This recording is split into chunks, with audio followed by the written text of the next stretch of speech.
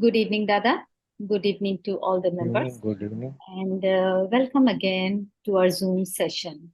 So, actually, Dada had decided to take a very interesting session on children, but I think that it would have been little tedious. So, we thought of going with our combination session from next 15th, from the coming 15th, rather. So, I would like to conclude that emotional coaching in kids, part 3. So that will be a sort of conclusion, but that's not an end of how emotionally coached the kids should be and how parents should themselves be emotionally coached. It's a very it's a very briefest way that I'm going to conclude, and with a lot of discussion from Dada. So he helped me out in chalking out some 10 questions for both the factors, which I will be discussing it in the end. And for that matter, I would need everyone's help. Like you will have to keep a paper and a pencil and just say yes and no. So that will be a test for you and me both. Because when Dada took this test, जब मेरा उन्होंने ये test लिया था of questionnaire of 10 questions, like, so I actually failed in both the sets. But that's how I learned my emotional coaching from him. That's how we have to learn. So उन्होंने बहुत simple सा एक test series बनाई भी है, वो हम आखिरी में करेंगे. So let's start with this conclusion of emotional coaching in kids. But let me start by saying that, and rather acknowledging that I no longer have small kids. मेरे बच्चे अब छोटे नहीं हैं.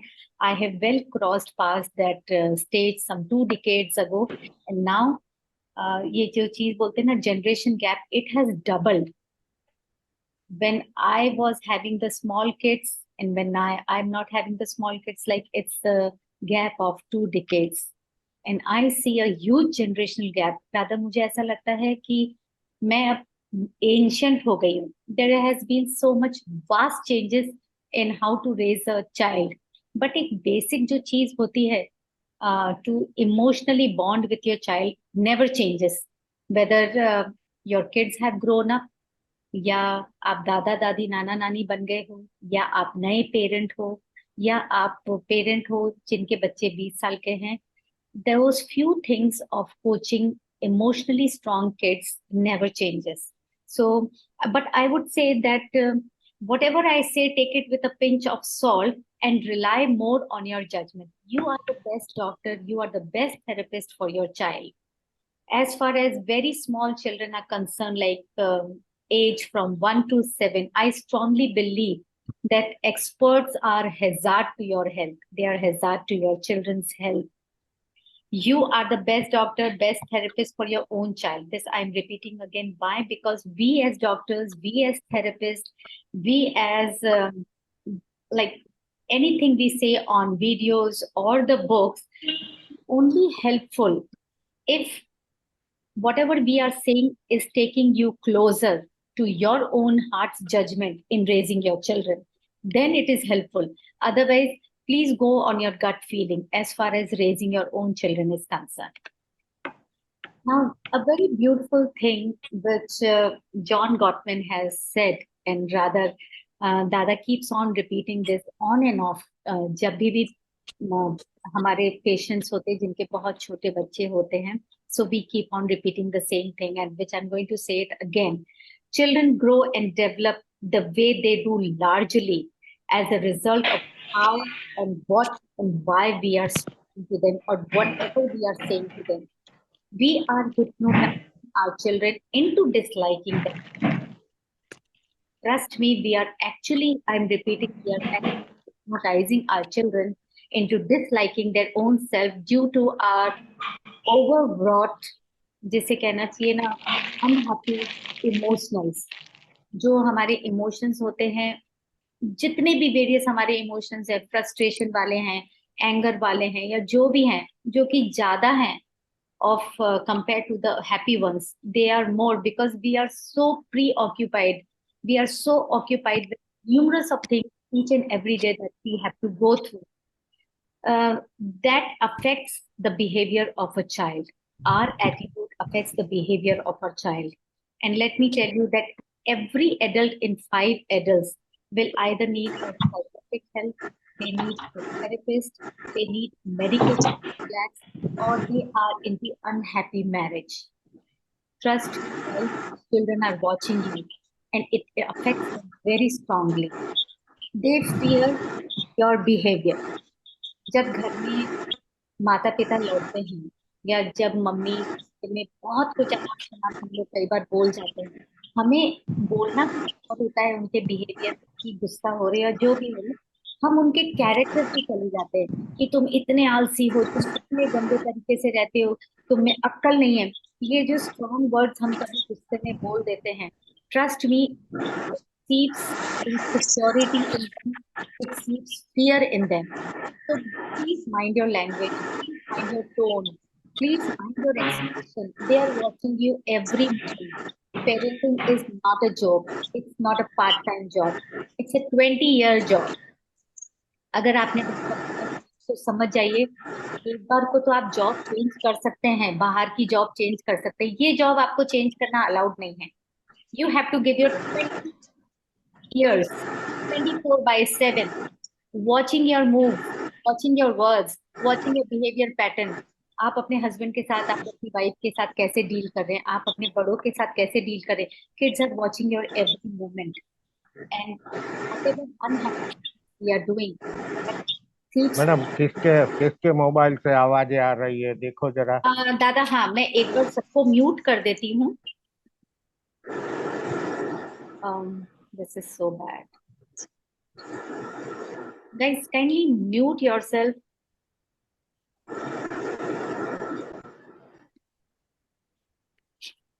Right.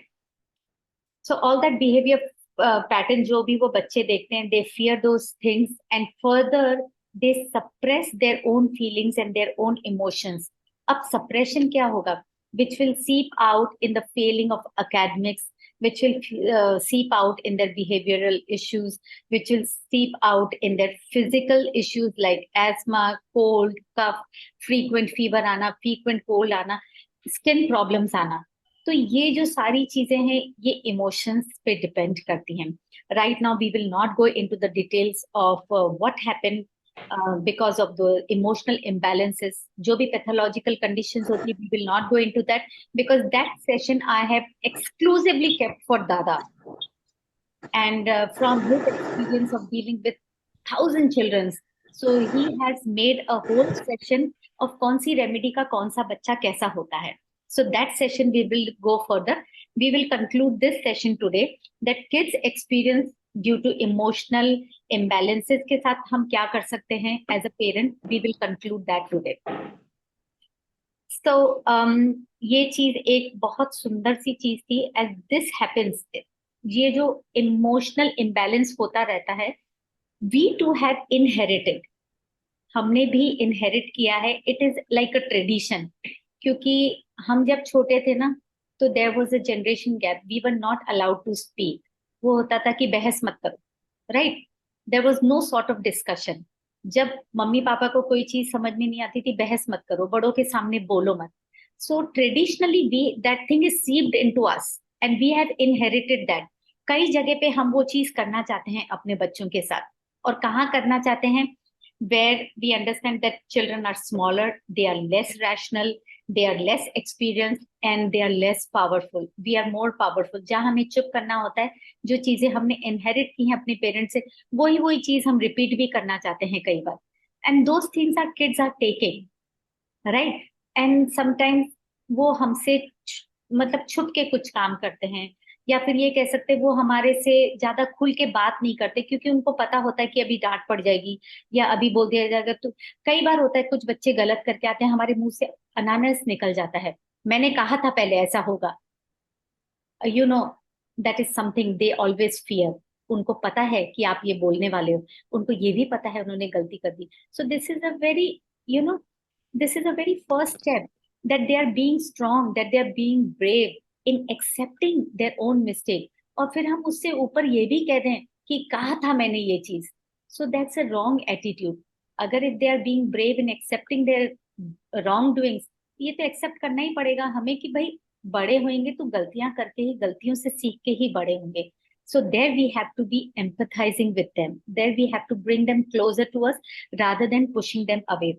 So taking children's emotions seriously requires a lot of empathy, requires a lot of keen listening skills, and a willingness to see things from their perspective, from their inexperienced perspective, rather than मैंने कहा था, rather than from our own experience, right? And this all things require less of selfishness. Certain selfishness हमें कम करनी पड़ेगी. We have to be selfless in raising our kids. ये जो चीजें होती ना, हम तो ऐसे करते थे अपने जमाने में. हम कभी अपने मम्मी पापा के सामने सामने जवाब नहीं देते थे, और हमने कभी ऐसा नहीं किया जैसा तुम करते हो. सो टाइम्स हैव चेंज्ड. सो आप अपनी मत गाइए कि आपने क्या किया और क्या नहीं किया. आपने भी मिस्टेक्स बहुत किए हैं. So do not hide that. So do not be selfish by saying that you were so good and they are not. You are putting them into insecure zone. So don't do that. Now I'll tell you something, a beautiful thing. जो एक दादा ने हमें questioners के लिए like he had prepared me. So let's begin by self-examining. It's a sort of self-test which will help you evaluate your own style of parenting. Every person has got their own style of parenting because they have themselves been raised in certain ways. मेरे mummy papa अलग थे आपके mummy papa से, दादा के parent अलग थे उनसे, but there is a generation gap also. So we all have been raised in different environment. We all have been raised by different set of parents. But how you are raising, you have to ask few questions to yourself. So there are set of 10 questions. If quickly you can write yes and no, I will go very slowly. But एक paper pencil लीजिए, या if you do not have paper pencil right now in your hand, सिर्फ आप दिमाग में yes और no लिखिए, और बाद में मुझे सिर्फ बताइएगा कि 7 times yes आया, या 3 times no आया, या 3 times yes आया, 7 times no आया. So let me start. The first question is, children acting sad or angry or sulky, and this they are doing in trying to get adults' attention. I will repeat the question. Hindi में भी मैं इसको अच्छे से समझा देती हूँ कि बच्चे गुस्सा होते हैं, उदास होते हैं, सल्की होते हैं. कई बार हम बोलते हैं कि अटेंशन पाना चाहते हैं हमारा. So what do you say? It is right or wrong? You just have to write true or false. So the second question comes, a child's anger or sadness deserves a time out. Sadness doesn't require a time out, but sadness होती है तो हम अपना time out भूल जाते हैं, हम खुद जल्दी से इरिटेट हो जाते हैं. But here I am asking, बच्चा अगर गुस्सा होता है तो टाइम आउट देना चाहिए या नहीं देना चाहिए, right? Again true and false, you have to choose. The third question is, when your child is acting sad or angry, you term it them as a brat.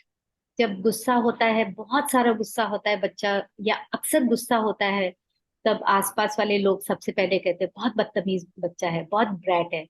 तो पेरेंट्स आउट ऑफ एम्बेरसमेंट उसको दबाने की कोशिश करते हैं. Right now my question is, if a child is angry, if a child stays angry for a longer period of time, do you say the child is a brat? Yes or no? My next question is, anger usually means aggression. आपको क्या लगता है, angry बच्चे aggressive होते हैं, बहुत ज्यादा hyper होते हैं? Yes or no? Next question is number 5.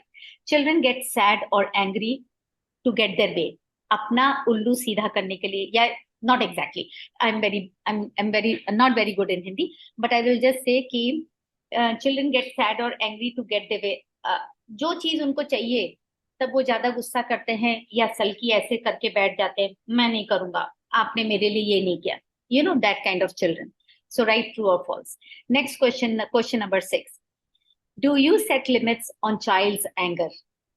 Time out अलग चीज है, एक लिमिट आप सेट कर देते हैं बच्चे के लिए. एक बोलते हैं ना कि ये आपके लिए ये चीज गलत है, ये चीज सही है, तो आप एक सेट कर देते हैं लिमिट कि ये होगा तो ये नहीं करोगे तुम, तो मैं ये ऐसा करूंगा. Is that what you do with your child? Right yes or no, or what matters to you is time out. Question number 7. My child has a bad temper and I worry about it. It can be for the sadness also. अगर आपका बच्चा बहुत गुस्सा करता है या बहुत ज्यादा सैड रहता है, तो ये क्या चिंता का विषय है आपके लिए? यस या no? Next question, child expressing anger amounts to temper tantrums. कितना ज्यादा बच्चा गुस्सा करता है और कितना ज्यादा टेंट्रम थ्रो करता है? एक एग्जाम्पल मैंने पहले भी दिया था, आपको समझा दूं उसके लिए। ये लाइन किसके लिए है? मेरा बच्चा जब छोटा था तो अक्सर मॉल के अंदर फैल जाता था, भीड़ के बीच में वो फैल जाता था, चिल्ला चिल्ला के पैर पसारता था। तो ये आपके लिए एक एम्बैरेसिंग सिचुएशन है, या आप उसको चुप कराते हो, या आप उसको बोलते हो कि दांत पीस के बोलते हो कि ये क्या तरीका है बिहेव करने का? ट्रू और false? Tantrums. Next question, angry children are disrespectful. आपको ऐसा लगता है जो बच्चे बहुत गुस्सा करते हैं, नीचे कई बार आप खेल कूद में चिल्ड्रंस पार्क में देखते हैं कुछ बच्चे बहुत गुस्सा करते हैं, are they disrespectful? Do you consider them disrespectful? Yes और no? Last question, most children tend to cloud my own control. Okay, this is yes for everyone. Nobody can refuse no to this question. I will repeat the question again. When children tend to be very angry or very sad, ये मेरे साथ हो चुका है, they cloud your judgment and you become so judgmental and you speak so much that later you regret कि आपने क्या बोला. Does that happen with you? That happened with me all the time. So you have to write very truthfully because we are not judging you over here, right? So quickly आप लोग फटाफट से message में डाल सकते हैं, but let me tell you, I am not judging any one of you over here, but जिसके भी 7 और 8 आ गए, ट्रस्ट मी, मेरे तो 8 थे, तो you are way beyond disapproving from emotional coaching as a parent, right? This is not a right way of parenting. We need to learn to be emotionally coached first so that we can teach our kids emotional coaching. So this set of 10 questions are disapproving. If you say yes, it doesn't matter 8 times or 9 times or even 10 times. I accept कि मेरे इसमें से 8 में से ये 8 में yes थे and I failed the test very badly. बहुत पुरानी बात है, फॉर्चुनेटली मेरे बच्चे छोटे थे तब काफी कुछ दादा ने मुझे सिखा दिया था, but this is for you, so you can just understand how much coaching we as parents need before we can teach emotional coaching to our kids to become little stronger and to handle their own emotions in their later stages of life. Right. Next set of 9 questions or 8 questions are again there. Please listen very carefully.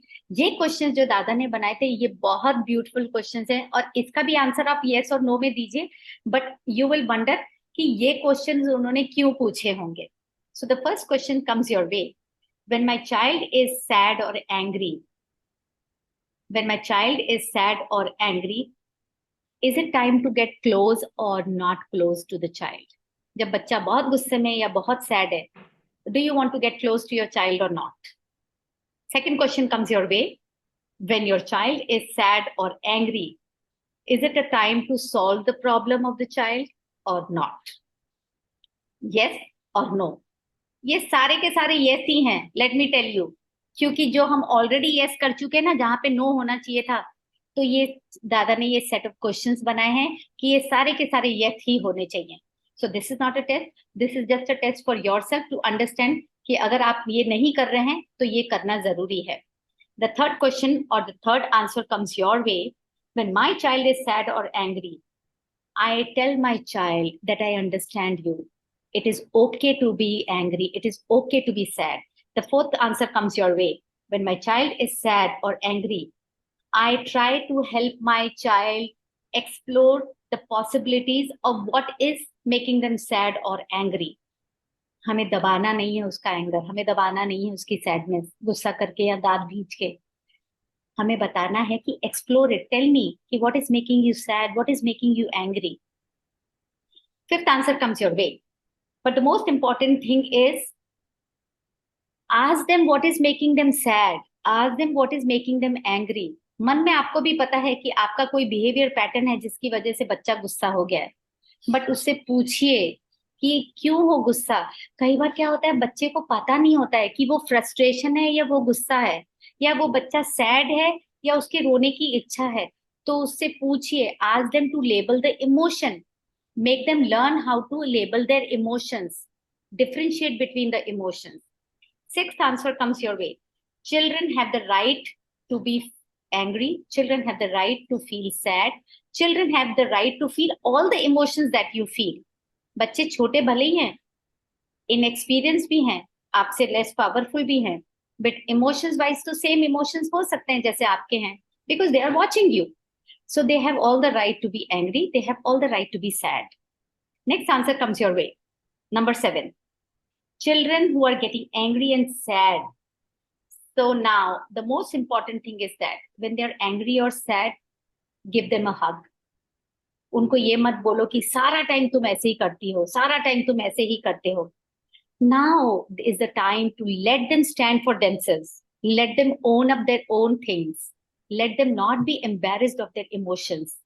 क्योंकि अगर हम जितना उनको दबाएंगे, they will be embarrassed कि गलत है angry होना. मम्मी ने कहा था कि बदतमीज बच्चे एंग्री होते हैं, कि हमेशा रोंदू बच्चे सैड होते हैं. No, let them handle their own emotions without being embarrassed. Let them do it. Let them be brave enough to accept whatever their emotions are. These are the 9 things which Dada says कि ये तो होना ही चाहिए. ये सब बच्चों में गुस्सा आना चाहिए, सब बच्चों को सैड होना चाहिए, इसमें कोई दिक्कत नहीं है. दिक्कत कहाँ है? दिक्कत हम में है कि हम वो चीजों को कैसे हैंडल कर रहे हैं बच्चों के साथ.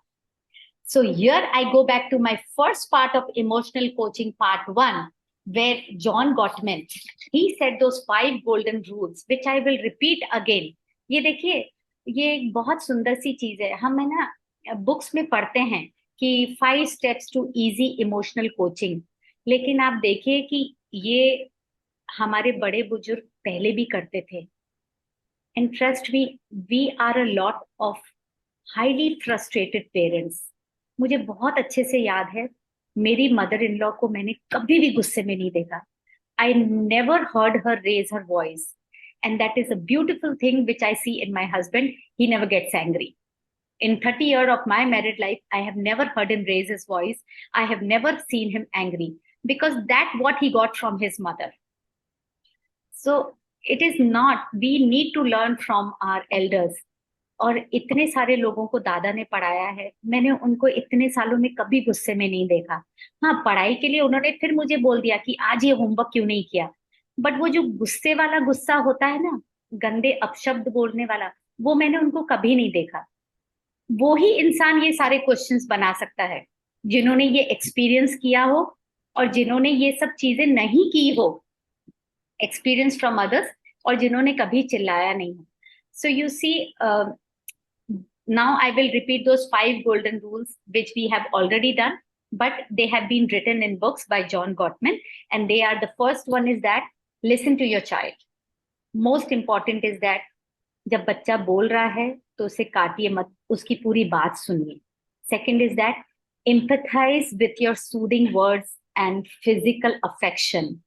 उसको प्यार कीजिए, जरूरत है तो हक कीजिए, empathize कीजिए. It's okay to be sad. You know, instead of strong words, you can have those soft words. Third golden rule is help them to label their own feelings, understand their own emotions. जरूरी नहीं है कि वो समझे कि उनको क्या हो रहा है. कई बार बच्चे बोलते हैं मुझे पता नहीं मुझे क्या हो रहा है, तो वहां पे टॉपिक बंद नहीं होना चाहिए. मेक देम अंडरस्टैंड कि आपको क्या लग रहा है, पहले पूछो. Make them understand what they are feeling and help them explore and help them label it out कि बेटा आपको सैड फीलिंग हो रही है तो क्यों हो रही है. डोंट लीव इट कि मुझे नहीं पता मुझे क्या हो रहा है. उनको एक्चुअली नहीं पता है, तो we are supposed to make them learn. We are supposed to teach them कि what you are feeling, explore it. Fourth is now guiding them in regulating their feelings कि आपको ऐसा लग रहा है तो क्यों लग रहा है. Now at this point you have gained trust from your child. बच्चे को पता है आप उसके ऊपर चिल्लाने वाले नहीं हो, बच्चे को पता है आप उसकी सुन रहे हो, बच्चे को पता है माँ ने हक किया है, पापा ने हक किया है, तो आपने ट्रस्ट गेन कर लिया। The moment you trust take the trust of your child, now you have a upper hand of setting limits by very simple things। कि अगर उसको अभी के अभी खाने के टाइम चॉकलेट चाहिए तो फेयर इनफ, ठीक है तुम ये चॉकलेट खा लो, अभी खाना है अभी खा सकते हो, लेकिन ये वाला खाना भी खाना पड़ेगा। पर अगर आपने बोला नहीं चॉकलेट नहीं मिलेगी, फिनिश दिस फूड, ना what is right, what do you think is going to happen? बच्चा अपने इमोशंस फीलिंग्स दबाएगा। आप स्ट्रांग हो, बच्चा मन मार के खाना खा लेगा, लेकिन मन तो उसका खट्टा हो गया है। You can only set limits if you have gained the trust of the child, right? Last but not the least is teach your child problem solving skills। जब आप धीरे धीरे एक्सप्लोर करना सीख रहे हो बच्चे के साथ, उसको भी एक्सप्लोर कराना सीख रहे हो, बच्चे को ये भी सिखा रहे हो कि it is okay to be frustrated, it is okay to be angry, it is okay to be sad, तो बच्चा एम्बेरस नहीं होगा, कभी भी एम्बेरस नहीं होगा। And this is how you are going to teach them problem solving skills, which is a very must thing for an emotional coach child in later stages of life. आप सारी जिंदगी बच्चे के साथ नहीं रहने वाले हो, but once your child is emotionally strong बचपन में, they can handle their lives very beautifully, very easily। well, this is all from my side। मैंने बहुत ज्यादा टाइम ले लिया। we go back to दादा ASAP। दादा। हाँ जी। अच्छा मैडम, अभी जो हमें सुन रहे हैं, हमसे सीख रहे हैं, उन सबको मैं बोल दूं कि कुम्हार बन जाओ तो कैसा लगेगा? सच में कुम्हार क्या होता है? मिट्टी सोचिए, के बर्तन बनाने वाला। बड़ा बनाने क्या वाला। करता है? हाँ, क्या करता है, पहले कहीं और से मिट्टी लाता है, फिर उसको रौनता है, फिर पानी डालता है, फिर रौनता है, फिर पानी डालता है, फिर रौनता है। फिर क्या होता है? एक मिट्टी का सॉफ्ट गोला बन जाता है। अब ये सॉफ्ट गोले को क्या करता है? चाक, जिसको चाक बोलते हो ना, हम्म। उर्दू में और इंग्लिश में क्या बोलते हैं मुझे पता नहीं। ठीक है वो दादा। चाक को गोल गोल घुमाता है, मिट्टी का लोंदा ऊपर रख देता है, यूं हाथ डाल के वो जो चाहे शेप दे देता है, कुछ भी बना लेता है। आपने बताया था कि दादा हमें डांटते भी थे। यस, मैं कुम्हार था और अब भी हूँ कुम्हार। क्यों? क्यों कुम्हार हूँ? कुम्हार का काम क्या होता है?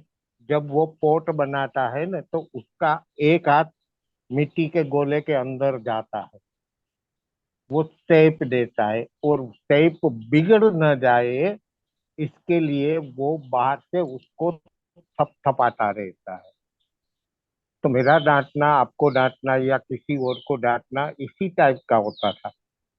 मेरा हाथ सॉफ्टली आपको अंदर से सपोर्ट करता था, बट आपकी स्टडी ना बिगड़े इसलिए बाहर से थपथपाना पड़ता है, फटकारना पड़ता है। एग्जैक्टली दादा, तो एब्सोल्युटली। तो जब आप एक अच्छे पेरेंट बनना चाहते हो ना, तो कुम्हार बनना ही पड़ेगा। ब्यूटिफुल। जो बिल्कुल। आपका मिट्टी का बॉल जो है, वो उसको पहले सॉफ्ट बनाओ, फिर जो चाहो शेप में आप डाल सकते हो। सबसे पहले तो मैं क्या बनाना चाहता हूँ मेरे बच्चे को या मेरे बच्चे के बच्चे को, ये जरूरी नहीं है। मेरे दोनों बच्चे होम्योपैथी डॉक्टर नहीं बने, क्योंकि उसको इसमें इंटरेस्ट था ही नहीं। तो मैंने कोई जबरदस्ती नहीं की कि भाई तुम बनो ये। नहीं, जो तुम्हें पसंद है वो करो। एंड दे आज आर वो सफल है सक्सेसफुल। भी। And let me tell you, they both are very successful in their lives। हाँ।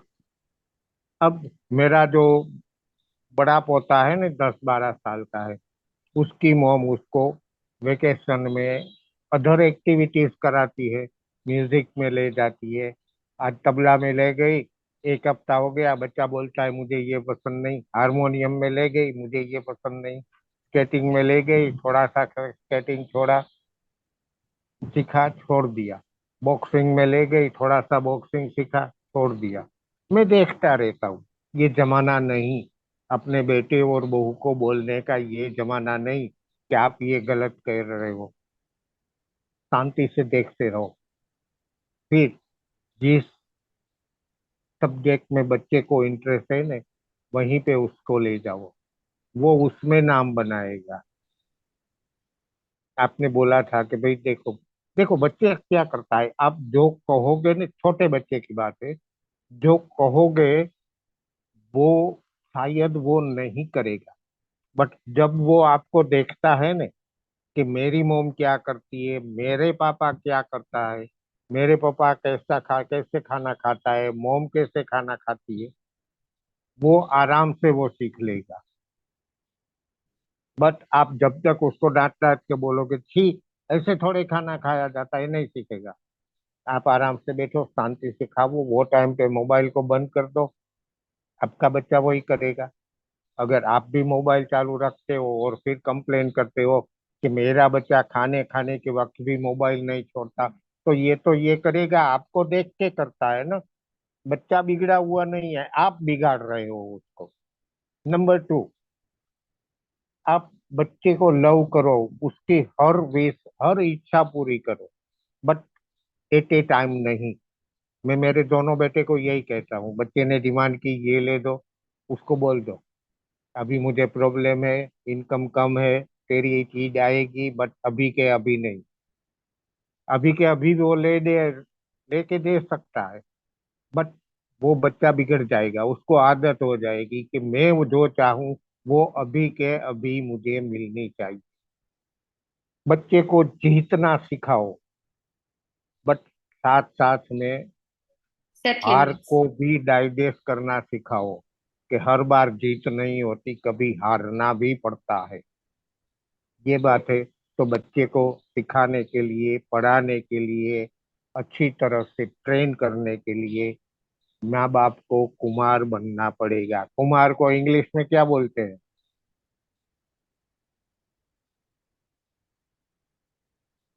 Guys, anybody can please unmute and tell him कि कुम्हार को इंग्लिश में क्या बोलते हैं? Potter. Potter. Okay. Potter. Harry Potter. Thank you, Smita. Thank you. Harry Potter नहीं दादा। मतलब दादा ने भी हैरी पॉटर पढ़ा है। Yes, if anybody wants to unmute and say something on this topic, most welcome. So we have, I guess we have a minute or so. Any questions? Kindly put your questions if you have any questions.